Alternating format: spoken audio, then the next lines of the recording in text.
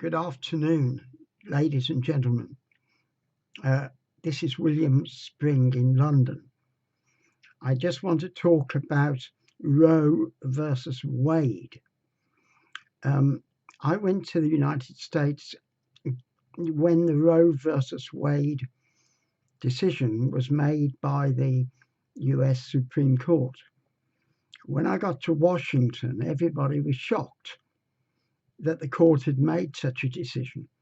It was difficult for the Americans to understand that they are ruled not by Congress, but by five or six or seven judges appointed by the president who reflect political views. So, this terrible Roe versus Wade thing was put through. And I was the Americans I met in Washington were very, very upset about it. I didn't know the argument would go on for 50 years. I had already made my own decision about the abortion law in England. Now, when I went to Washington, there was no abortion law. The Roe versus Wade became the abortion law. It sort of struck down all the anti-abortion statutes of all the states.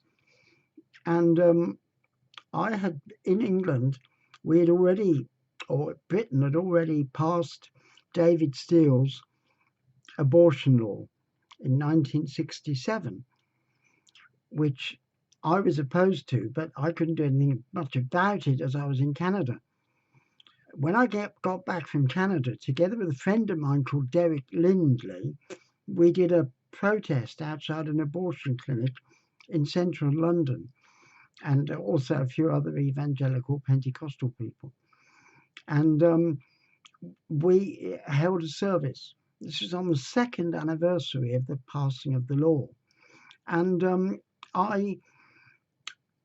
before I went to London for this protest, which was broadcast on the BBC World Service, which in those days was not the trashy institution it is today, but was quite well respected.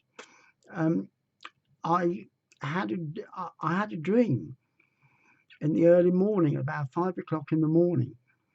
I was living in Rugby at the time, and in the dream, I saw myself going into what appeared to be a factory through some big wide gates, past a blockhouse, where the security people were.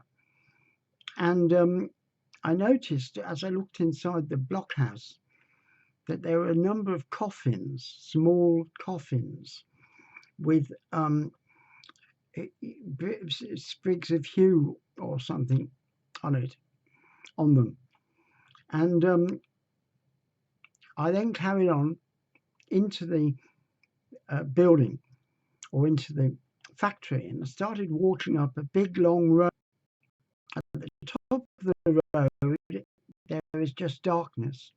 But I then noticed there are a lot of other people walking with me and a lot of people coming down the road.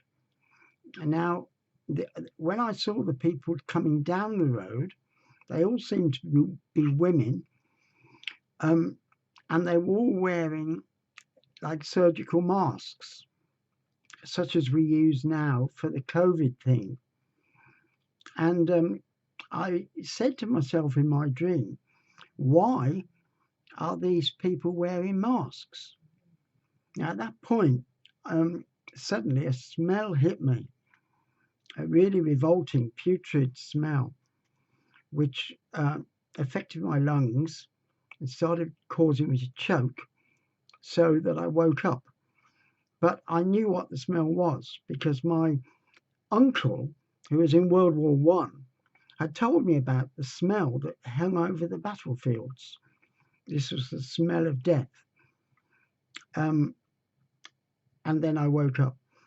I just finished by saying that regarding this Roe versus Wade, which is now people is trying to change again after 50 years, a US judge said, if we change it, it's going to cause a great stench. She said it would affect people's confidence in the judiciary.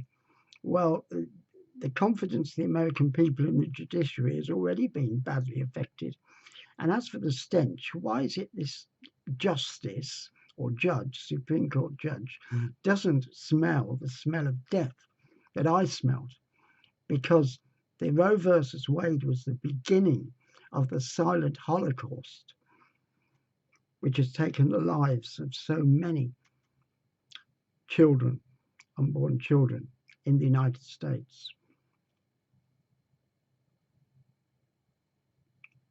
Thank you, ladies and gentlemen.